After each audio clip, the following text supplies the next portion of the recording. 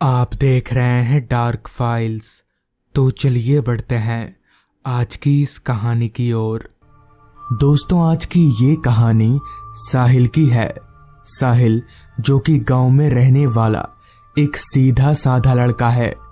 एक दिन उसके साथ कुछ ऐसा हुआ जिसके बाद से वो रात में घरों से बाहर नहीं निकलता। दरअसल हुआ कुछ यूं था कि एक दिन अचानक ही साहिल के मन में उसके मामा के घर जाने की तलब जाग उठी। साहिल के मामा जी का घर उसके यहाँ से तकरीबन 80 किलोमीटर की दूरी पर था। यहाँ से उसके मामा जी के घर जाने के लिए काफी सारी बसें चलती थीं, इसलिए साहिल के लिए जाना कोई मुश्किल काम नहीं था। बस परेशानी ये थी कि उसकी मम्मी उसे जाने की परमिशन देगी या नहीं। साहिल ने अपनी मम्मी से इस बारे में बात की तो पहले तो उसकी मम्मी ने उसे साफ तौर पर मना कर दिया, पर जब साहिल ने 2-3 बार समझाकर कहा तो उसकी मम्मी मान गई और साहिल को उसके मामा के घर जाने की परमिशन दे दी। जिसके बाद साहिल मामा जी के घर जाने की तैयारी करने लगा। साहिल ने तय किया कि वो दोपहर वाली बस से मामा जी के घर जाएगा और शाम तक पहुंच जाएगा। जिसके बाद ठीक दोपहर के 3 बजे साहिल अपने घर से निकल गया और बस स्टॉप की तरफ जाने लगा। साहिल अभी बस स्टॉप की तरफ जा ही रहा था कि तभी रास्ते में उसे उसका दोस्त करण नजर आया। तभी करण ने साहिल से बोला, कहाँ जा रहा है? इस पर साहिल बोला, मामा जी के घर जा रहा हूं। साहिल की बात सुनकर करण बोला, अच्छा तेरे मामा जी का घर बाजपुर है ना? मैंने अपने पापा से सुना है कि वहां आजकल कुछ अजीबोगरीब घटनाएं हो रही हैं। पता नहीं और क्या क्या बता रहे थे पापा। करण की बात सुनकर साहिल बोला, ये सब बेकार की बातें, मैं इन सारी चीजों पर विश्वास नहीं करता। इतना कहकर साहिल वहां से आगे चला गया। वो सीधे बस स्टॉप पहुंचा और वहां से बाजपुर जाने वाली बस में सवार हो गया। और साहिल की किस्मत इसी के साथ ही खराब होनी चालू हो गई, क्योंकि साहिल जिस बस में सवार हुआ था उस खटारा की हालत देखकर ऐसा लग नहीं रहा था कि वो अनुमानित वक्त पर साहिल को बाजपुर उतार भी पाएगी। पर साहिल अब कुछ कर भी नहीं सकता था। बस को चलते हुए अब करीब घंटा भर जैसा होने को था। आसमान धीरे धीरे काले बादलों की गिरफ्त में जा रहा था। क्योंकि मौसम बरसात का था तो ऐसे मौसम का रंग बदलना भी लाजमी ही था। कुछ ही देर में अंधेरा हो गया। अब अंधेरा सच में हो गया था या काले बादलों की वजह से लग रहा था, ये नहीं पता। पर फिजा में रोशनी का अब एक कतरा भी नहीं था। यूं ही कुछ देर तक चलते रहने के बाद बस बाजपुर गांव पहुंची। बस के रुकते ही साहिल बस से नीचे उतरा। उसके अलावा बस से वहां और कोई भी नहीं उतरा था। साहिल को उतारकर बस वहां से चली गई। साहिल ने एक नजर अपने चारों तरफ देखा तो आसपास का माहौल देखकर वो दंग रह गया, क्योंकि वहां उसके अलावा ना तो कोई आदमी नजर आ रहा था और ना ही कोई सवारी जिसकी मदद से वो अपने मामा जी के घर तक पहुंच सके। साहिल को समझ नहीं आ रहा था कि आखिर गांव का ये हाल क्यों है। पहले तो यहाँ रात भर गाड़ियां आती जाती रहती थी और लोगों की चहलकदमी भी होती थी। साहिल अभी ये सब सोचते हुए इधर उधर देख ही रहा था कि तभी उसे कुछ ही दूरी पर एक चाय की टपरी नजर आई। साहिल ने सोचा शायद उस टपरी वाले को पता होगा, लिहाजा वो उस टपरी के नजदीक गया तो उसने पाया कि वो टपरी वाला भी अपनी दुकान बंद करने की ही तैयारी कर रहा है और वो बहुत जल्दी में नजर आ रहा था। तभी साहिल ने अपने काम में व्यस्त उस टपरी वाले से कहा, चाचा इतनी जल्दी दुकान क्यों बंद कर रहे हो? साहिल की आवाज सुनकर वो टपरी वाला एकदम से चौंक गया और बोला, वो क्या है कि मौसम सही नहीं लग रहा है, ऊपर से उनका भी डर है ना। इस पर साहिल बोला, उनका किनका डर? साहिल की बात पर टपरी वाला बोला, आप नहीं जानते उनको? लगता है आप पहली बार आ रहे हैं यहाँ। इस पर साहिल बोला, नहीं, ये मेरे मामा जी का घर है, पहले भी बहुत बार आ चुका हूं मैं। साहिल की बात पर टपरी वाला बोला, साहब मेरे पास आपसे बहस करने का वक्त नहीं है, बारिश आए इससे पहले आप निकल लो वरना बुरा फंसोगे। साहिल समझ गया कि जरूर ये आदमी दिमाग से हल्का है, वरना ये बेतुकी बातें नहीं करता। इसलिए साहिल ने और कुछ भी बोलना ठीक नहीं समझा। साहिल वहां खड़े खड़े घर पहुंचने का कोई उपाय ढूंढ ही रहा था कि तभी उस टपरी वाले ने बोला, कहो तो मैं तुम्हें अपने घर ले जा सकता हूं, चलोगे? तो इस पर साहिल ने उस टपरी वाले को साफ तौर पर मना कर दिया, जिसके बाद वो टपरी वाला अपनी दुकान बंद करके वहां से चला गया। साहिल अब उस पूरे इलाके में अकेला इंसान बचा था। दूर दूर तक उसे उसके अलावा कोई नजर नहीं आ रहा था, जो कि साहिल को भी कहीं ना कहीं थोड़ा अजीब तो लग रहा था। खैर उसने पैदल चलना शुरू कर दिया, क्योंकि इसके अलावा उसके पास और कोई चारा भी नहीं था। रास्ता पूरी तरह से सुनसान और अंधेरे में डूबा हुआ था। ऊपर से आजू बाजू जंगल होने के कारण माहौल और भी ज्यादा डरावना लग रहा था। झिंगुरों की आवाजें साहिल के कान में लगातार गूंजे जा रही थी। साहिल अभी आगे बढ़ ही रहा था कि तभी एक काली सी बिल्ली ने उसका रास्ता काट दिया। साहिल अपनी जगह पर रुक गया। भले वो भूत प्रेत इन सारी चीजों को ना मानता हो, मगर बिल्ली का काटा हुआ रास्ता वो कभी भी पार नहीं करता था। साहिल अपनी जगह पर रुका रहा, पर वो ये भी जानता था कि इस रास्ते पर कोई आने वाला नहीं है। अगर वो मान्यता मानने गया तो उसे सुबह तक वहीं रुकना पड़ जाएगा। अभी साहिल ये सब सोच ही रहा था कि तभी अचानक ही बहुत तेज बारिश आ गई। ना चाहते हुए भी साहिल को वहां से आगे बढ़ना ही पड़ा, क्योंकि उस रास्ते पर कोई दुकान वगैरह नहीं था। तो साहिल पास ही में एक घने बरगद के पेड़ के नीचे जाकर खड़ा हो गया। वो बरगद का पेड़ बहुत घना था, जिस वजह से साहिल बड़े आराम से वहां खुद को बारिश से बचा पा रहा था। अभी वो पेड़ के नीचे खड़ा ही था कि तभी सामने से उसे कोई आदमी छाता लेकर आता हुआ दिखा। वो आदमी साहिल के पास आकर खड़ा हो गया। क्योंकि उस आदमी ने अपने पूरे चेहरे को छाते की मदद से ढका हुआ था, इसलिए साहिल उसका चेहरा नहीं देख पा रहा था।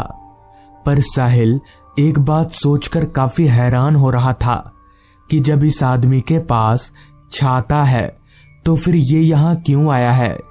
ये तो आराम से जा सकता था। खैर साहिल ने उस आदमी को कुछ नहीं कहा। वो चुपचाप अपनी जगह पर बस खड़ा रहा। बारिश बहुत ही तेजी से बरसे जा रही थी। अभी साहिल वहां खड़े खड़े बारिश के रुकने का इंतजार कर ही रहा था कि तभी वहीं उसके पास में खड़े छाता लिए उस आदमी ने कहा, कहाँ जाना है तुमको? साहिल उस आदमी की ओर पलटा, मगर उसका चेहरा अभी भी नहीं दिख रहा था। खैर साहिल ने जवाब दिया, यहीं पास ही में जाना है, मेरे मामा जी का घर है, वहीं जा रहा था पर बारिश आ गई। साहिल की बात सुनकर उस आदमी ने कहा, अच्छा पानी से दिक्कत है तो ये लो मेरा छाता ले लो। इस पर साहिल बोला, तो फिर आप कैसे जाइएगा? इस पर वो आदमी बोला, मैं चला जाऊंगा, मेरी फिक्र मत करो, ये छाता लो। इतना कहकर उस आदमी ने अपने चेहरे पर से वो छाता हटा दिया। तभी जब साहिल ने उस आदमी के चेहरे की तरफ देखा तो उसकी सिट्टी बिट्टी गुल हो गई। उसके पैरों तले की जमीन निकल गई, क्योंकि उस आदमी का चेहरा बहुत ज्यादा डरावना था। उसकी आंखें लाल चमक रही थी और चेहरे से एक अजीब किस्म की रोशनी निकल रही थी। साहिल को समझ आ गया कि जरूर दाल में कुछ काला है। अभी वो वहां से भागने ही वाला था कि तभी उसके सामने दो और लोग खड़े हो गए। उनका भी चेहरा बहुत ही खौफनाक था। साहिल के हाथ पैर जोर जोर से कांप रहे थे। उसे समझ नहीं आ रहा था कि अब वो क्या करे, पर वो इतना जरूर जानता था कि अगर वो यहाँ रुका तो मारा जाएगा, जिस वजह से उसने वहां से दौड़ लगा दी और सीधे मामा जी के घर पहुंचकर ही रुका। तब उसके मामा जी ने उसे बताया कि दरअसल वो लोग पिछले बरसात में बिजली गिरने के कारण मर गए थे। तब से उन्हीं लोगों की आत्मा वहां हर बरसात में भटकती है। और साहिल के मामा जी ने यह भी बताया कि साहिल के गले में बजरंगबली का एक लॉकेट है, इसलिए उन भूतों ने उसे कुछ नहीं किया। तो दोस्तों, ये थी आज की कहानी। अगर आपको ये कहानी पसंद आई हो तो चैनल को जरूर सब्सक्राइब कर लें। तो मैं आपका दोस्त आर्यन जल्द ही मिलूंगा आपसे ऐसी ही एक कहानी के साथ। प्लेटफॉर्म की सीट पर बैठा मैं बस अपनी निगाहें डिस्प्ले की ओर घुमाए जा रहा था, जहां अभी तक मेरे ट्रेन का कोई अता पता नहीं था। दरअसल मैं करीब 6 सालों के बाद अपने नानी के घर जा रहा हूं, जहां मुझे छुट्टियां बिताना काफी अच्छा लगता है। खैर, ट्रेन नहीं आने पर मैंने पता किया तो मुझे पता चला कि मेरी ट्रेन आधा घंटा लेट चल रही है। तो मैं चुपचाप वापस से अपनी सीट पर आकर बैठ गया। तकरीबन आधा घंटा इंतजार करने पर ट्रेन प्लेटफॉर्म पर आकर लग गई। मैं भी ट्रेन में एक विंडो वाली सीट पकड़कर बैठ गया और ट्रेन ठीक सुबह के 11 बजे खुल गई। अगर ट्रेन और लेट ना करे तो मैं ठीक 2 बजे तक नानी घर के स्टेशन पर उतर जाऊंगा। और ठीक वैसा ही हुआ। मैं 2 बजे तक उस स्टेशन पर उतर गया और रिक्शा करके नानी के घर आ गया, जहां सभी से मिलकर मुझे काफी खुशी हुई, खासकर अपने मामा से मिलकर। मैं अपने मामा के काफी करीब था। अभी मैं और मामा बातें कर ही रहे थे कि तभी मामा ने कहा, विपुल, आज रात को मैं मछली पकड़ने जा रहा हूँ, तो तू भी चलेगा मेरे साथ? इस पर मैंने बिना सोचे समझे ही मामा को हाँ बोल दिया, क्योंकि मुझे भी मामा के साथ मछली पकड़ने में काफी अच्छा लगता था। दरअसल मेरे मामा नाव लेकर नदी में घूम घूम कर मछली पकड़ा करते थे और सुबह होते ही उन मछलियों को बाजार में बेच आते। खैर, दोपहर का खाना पीना खाने के बाद हमने थोड़ा आराम किया और अंधेरा होते ही रात का खाना लेकर नदी के पास आ गए, जहां मामा ने मुझसे कहा, विपुल, तू नाव में बैठ, मैं रस्सी खोल कर आता हूँ। मामा की बात सुनकर मैं नाव में चढ़कर बैठ गया और मामा भी रस्सी खोलकर नाव में आ गए। हमारा नाव काफी छोटा था, जिसमें बस 2 लोग ही आराम से बैठ या सो सकते थे। मामा नाव को चप्पू के सहारे चलाए जा रहे थे। चलते चलते हम घाट से काफी दूर आ गए थे, मगर अभी तक हमें एक भी मछली नहीं मिली थी। जिस पर मामा ने कहा, लगता है कोई नाव अभी अभी मछली पकड़ कर गया यहाँ से, इसलिए मछली नहीं मिल रही। जिस पर मैंने कहा, तो क्या करें मामा अब? इस पर मामा ने कहा, हम लोग नाव को अभी किनारे पर लगा देते हैं और सो जाते हैं, फिर आधी रात को उठकर मछली पकड़ेंगे। ये तो सच बात थी कि मछलियां आधी रात को ही ज्यादा मिलती हैं। मामा ने नाव को किनारे ले आए और नदी के किनारे एक पेड़ से बांध दिया वो जगह जहां अभी हम थे वो पूरी तरह से जंगलों से घिरा हुआ था। रह रहकर जंगली जानवरों की आवाजें आ रही थी उस जगह से। देखने से तो वो जगह काफी डरावनी मालूम पड़ रही थी, जिस पर मैंने मामा से कहा, मामा कुछ अजीब नहीं लग रहा है यहाँ? जिस पर मामा ने कहा, क्यों, तुम्हें डर लग रहा है क्या? अभी हम बातें कर ही रहे थे कि तभी मैंने पूछा, मामा आप तो रात रात भर नदी में घूमते रहते हैं ना, आपने कभी भूत वूत देखा है? जिस पर मामा ने कहा, नदी में नहीं मगर देखा है। इतना सुनने के बाद मैं अब कहाँ चुप रहने वाला था। जिस पर मैंने मामा से कहा, आपने कहाँ देखा है और कब देखा है? इस पर मामा ने बताना शुरू किया। दरअसल आज से करीबन 4 साल पहले की बात होगी। उस दिन भी मैं शाम को ही मछली पकड़ने घर से निकल आया था, मगर उस शाम मुझे काफी सारी मछलियां मिल रही थी और ठीक रात के 10 बजे तक मैंने बहुत सारी मछलियां पकड़ ली। गर्मी का मौसम होने के कारण मैंने तय किया कि जल्दी ही जाकर इन मछलियों को बाजार के दुकानदारों को बेच आता हूँ। ये तय करने के बाद है मैं अपने घर आ गया और अपनी साइकिल पर सारे मछलियों को लेकर निकल गया। उस समय हमारे गांव में बिजली की सुविधा नहीं थी, इसलिए पूरा रास्ता अंधेरे में डूबा हुआ था। सन्नाटा इस कदर पूरे रास्ते पर फैला हुआ था कि रात कीड़ों की आवाज साफ साफ सुनाई पड़ रही थी। रास्ते पर आदमी तो दूर, कोई कुत्ता तलक भी दिखाई नहीं पड़ रहा था। अभी मैं आगे बढ़ ही रहा था कि तभी अचानक से मेरी साइकिल भारी होने लगी और मैं अब 2 आदमियों का भार साइकिल पर महसूस करने लगा। मगर ऐसे कैसे हो सकता था? मैं तो अकेला ही जा रहा था कि तभी मुझे अपने पीछे की ओर से कुछ चबाने की आवाजें आने लगी। मैं जैसे ही पीछे पलटा तो मेरे होश उड़ गए। दरअसल ठीक मेरे पीछे एक औरत बैठी हुई थी, जिसकी शक्ल मौत से भी ज्यादा डरावनी थी और वो औरत मेरे थैले में से मछलियों को निकालकर चबाई जा रही थी। ये देखकर मैं इतना डर गया कि मेरे हाथ पैर कपकपाने लगे, जिस कारण साइकिल से मेरा डिसबैलेंस हो गया और मैं वहीं गिर गया। साइकिल से गिरते ही वो औरत हवा में उड़ने लगी और मेरे मछली से भरे थैले को लेकर जंगल के भीतर चली गई। मेरी इतनी हिम्मत नहीं हो रही थी कि मैं उस औरत के पीछे जा सकूं, लिहाजा मैंने अपना साइकिल उठाया और काफी तेजी से घर की तरफ भागने लगा। उस दिन शायद मछलियों की वजह से ही मेरी जान बच गई, वरना उस रात वो औरत मुझे चबाती। बाद में मुझे कहीं से पता चला कि वो एक पिशाचनी थी जो उस रास्ते के एक बड़े से इमली के पेड़ पर रहती है। मामा जी की आप बीती खत्म होते ही हमने रात का खाना खा लिया और नाव पर ही लेट गए। लेटते ही मामा जी के खर्राटों की आवाज ने मेरे कानों में दस्तक दिया।